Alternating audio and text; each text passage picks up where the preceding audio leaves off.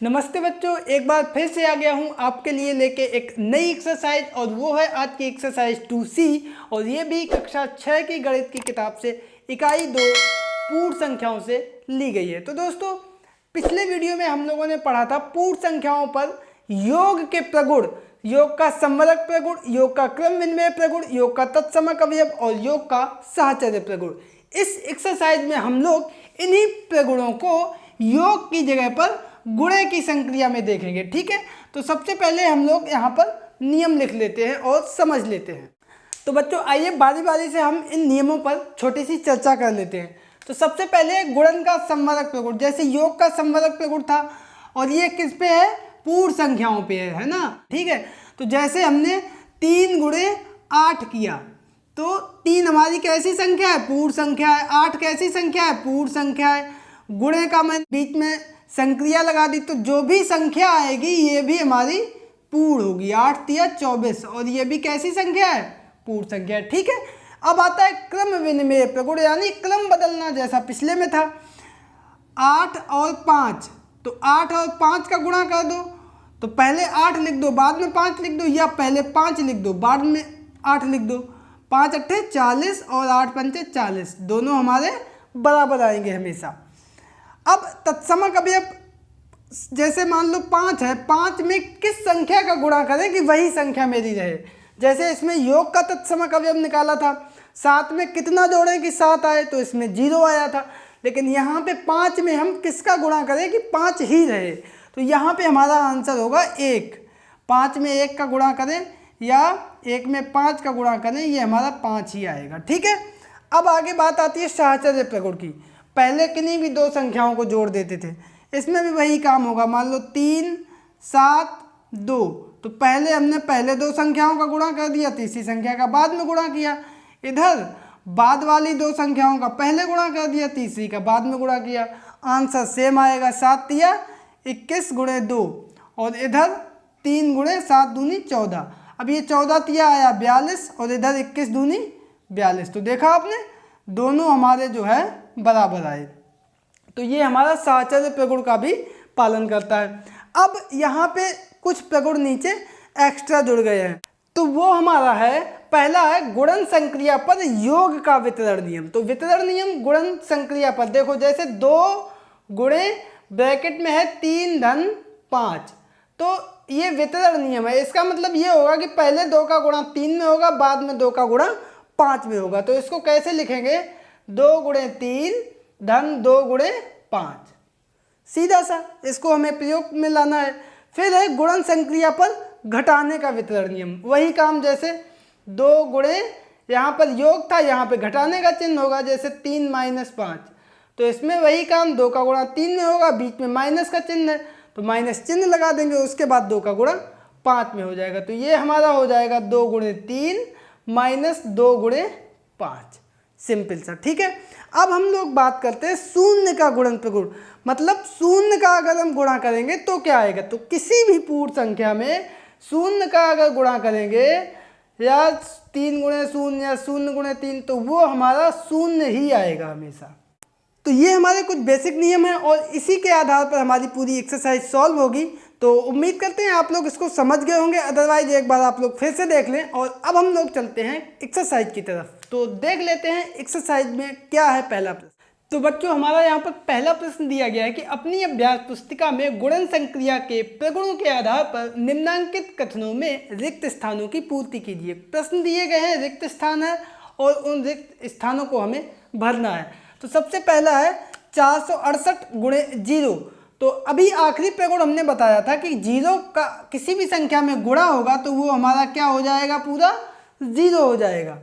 उसके बाद दूसरा है 8976 गुणे 5432 बराबर 5432 गुणे, पहले ये संख्या पहले है, ये बाद में है, बराबर के इधर ये वाली संख्या पहले हो गई, तो जाहिर सी बात है ये वाली संख्या बाद में होगी। किस प्रगुण से, क्रम विनिमय प्रगुण से। लिख भी देते हैं यहाँ पे, क्रम विनिमय प्रगुण से, और ये बाद वाली संख्या पहले आ जाएगी 8976, और ये भी शून्य का गुणन प्रगुण।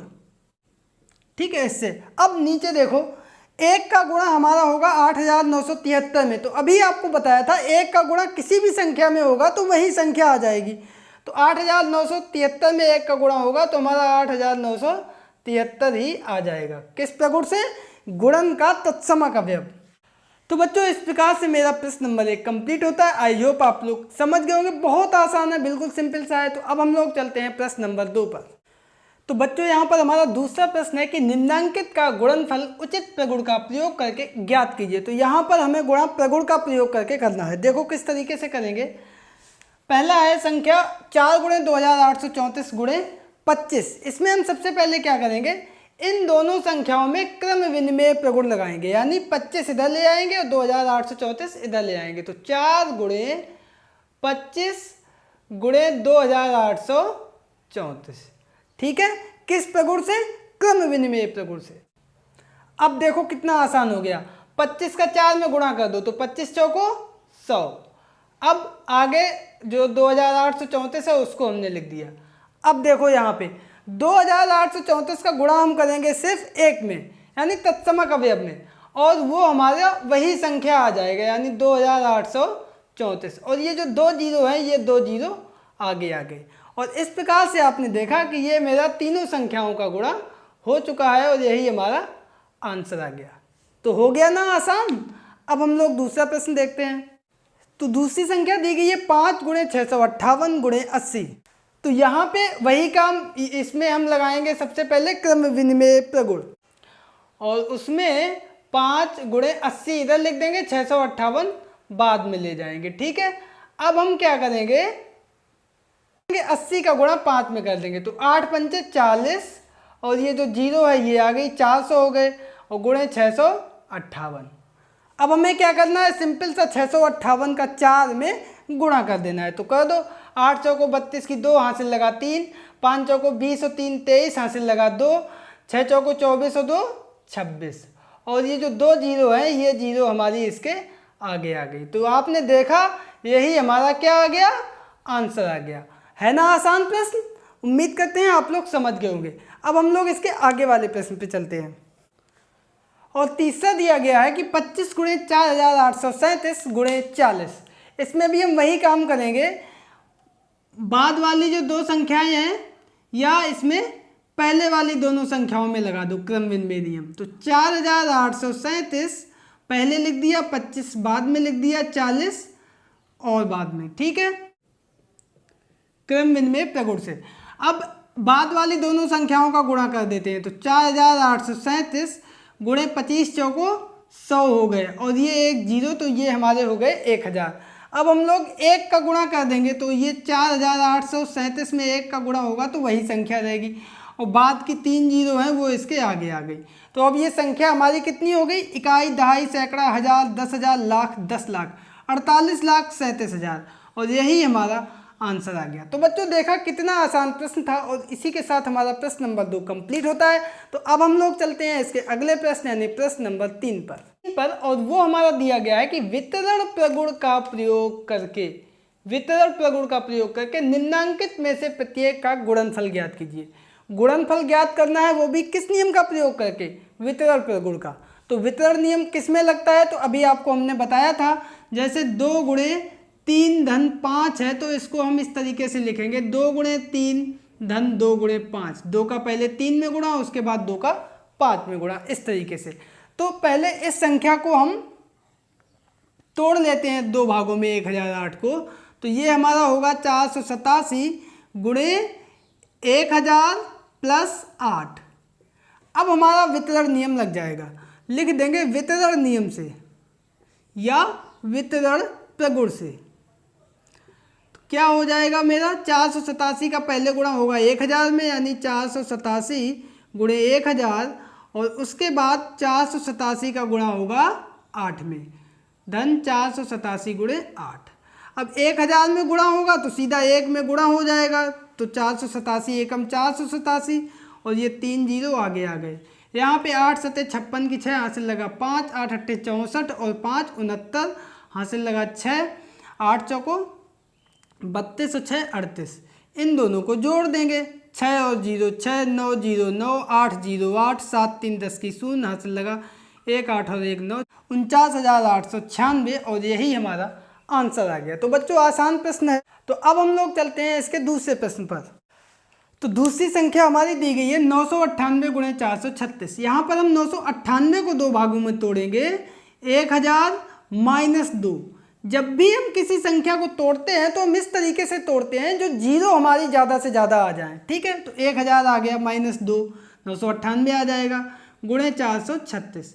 इसमें फिर से हम लगा देंगे वितरण प्रगुण, तो हम लिख देंगे वितरण प्रगुण से। अब इसमें वही काम 436 का पहले इसमें गुणा, फिर माइनस का चिन्ह, फिर 436 का 2 में गुणा। तो हम लिख देंगे 1000 गुणे 436 माइनस 2 गुणे 436, ठीक है। अब 1 का गुणा होगा 436 में, तो हमारा 436 आ गया, ये तीनों जीरो आगे आ गई। माइनस 2 का गुणा कर दो, 6 दूनी 12 हासिल लगाया, 1 3 दूनी 6 और 1 7, 4 दूनी 8, घटा दो। तो 10 में से 2 गए 8, 1 हासिल लिया, 9 में से 7 गए 2, 9 में से 8 गए 1, यहाँ 6 की जगह पे रह गए 5 3 4, 4,35,128 हमारा आंसर आ गया। तो बच्चों अब हम लोग बढ़ते हैं तीसरे प्रश्न की तरफ, और वो हमारा दिया गया है 6,754 गुणे 94। तो इसमें भी हम वही काम करेंगे, 94 को हम तोड़ेंगे, तो इसको हम लोग लिख सकते हैं 100 माइनस 6, और ये हमारा 6,754 का हो जाएगा गुणा। अब फिर से यहाँ पे हम लगा देंगे वितरण प्रगुण, तो लिख देंगे वितरण प्रगुण से। तो अब यहाँ पे फिर से वही काम, 100 का गुणा 6,754 का गुणा हमारा पहले हो जाएगा 100 में, और उसके बाद माइनस का चिन्ह है तो माइनस का चिन्ह लग जाएगा, और यहाँ पर फिर से 6,754 का गुणा हो जाएगा बाद में जो 6 है 6 में, ठीक है। अब हम लोग क्या करेंगे, ये 1 में गुणा होगा तो ये हमारा 6,754 आएगा, और ये 2 जीरो 2 जीरो आ गए। 6 चौको 24 की 4 हासिल लगा 2, 6 पंचे 30 और 2 32 हासिल लगा 3, 6 सत्ते 42 और 3 45 हासिल लगा 4, 6 छक्का 36 और 4 40। इसमें से इसको घटा देंगे तो 10 में से 4 गए हमारा आया 6, 9 बचा, 9 में से 2 गए 7, यहाँ पे 4 की जगह 3 बचा, 3 में से 5 गए, तो फिर से हासिल लेंगे 13 में से 5 8, तो ये 5 की जगह पे रह गए 4, 4 में से 0 गए 4, 7 बचा, 7 में से 4 गए 3, और ये 6 है। तो ये इकाई दहाई सैकड़ा हज़ार 10,000 लाख 6,34,876, और यही हमारा आंसर आ गया। अब हम लोग चलते हैं इसके अंतिम प्रश्न पे, और वो हमारा दिया गया है 26,478 गुणे 106। यहाँ पे किसको हम लोग खोलेंगे, आप लोग खुद ही बताएं, 106 को। तो इसको हम लोग खोल के कर देंगे 100 धन 6, और ये हमारा 26,478 जैसा दिया है वैसा ही लिख देंगे। अब यहाँ पे हम लगा देंगे कौन सा प्रगुण, वितरण प्रगुण। तो फिर से हम लोग वही काम कर देंगे, इसका गुणा पहले इसमें हो जाएगा, यानी 26,478 में गुणा हो जाएगा 100 का, और फिर 26,478 में गुणा हो जाएगा 6 का, ठीक है। अब हम लोग क्या करेंगे, 26,478 में 1 का गुणा करेंगे तो वही संख्या आएगी, और ये 2 जीरो जो है वो आगे आ गई। अब 6 8 48 की 8 हासिल लगा 4, 6 सत्ते 42 और 4 46, फिर से 4, 6 चौको 24 और 4 28, 2 6 चक्के 36 और 2 38, 3 6 दूनी 12 और 3 15। इन दोनों को जोड़ देंगे, 0 और 8 8, 6 8 8 16 की 6 हासिल लगा 1, फिर से 8 8 16 की 6 हासिल लगा 1, 5 4 9 1 10 की 0 हासिल लगा 1 और 1 2, और 6 2 8 और 2। तो ये आपने देखा हमारा आ गया इकाई दहाई सैकड़ा हज़ार 10,000 लाख 10 लाख 28,06,668, और यही हमारा आंसर आ गया। तो बच्चों इसी प्रश्न के साथ हमारी ये एक्सरसाइज कंप्लीट होती है। आई होप कि आपको इस एक्सरसाइज को लगाने में बहुत मज़ा आया होगा, और अब आप एक प्रश्न होमवर्क में भी ले लीजिए।